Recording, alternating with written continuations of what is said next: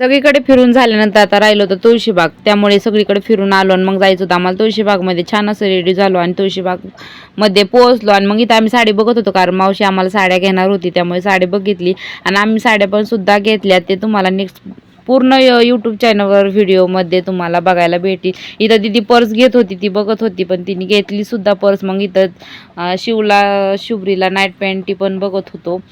मग त्यानंतर बाहेरूनच दगडूशेठचं दर्शन घेतलं, कारण आम्हाला उशीर झाला होता हिंडून फिरून, त्यामुळे आम्ही काही आत गेलो नाही. मग बाहेरूनच घेतला आणि मग रिक्षा करून आम्ही घरी आलो होतो. मग संध्याकाळी मध्ये अशी संध्याकाळची चक्रा मारत असतात, मग छान वाटतं सिटीमध्ये चक्रा मारा. आपल्याकडे काही गावाकडे अशी चक्रा मारत नसतात जेवल्यानंतर. मग त्यानंतर छान असं फिरलो. मग आम्हाला जायचं होतं उद्या घरी.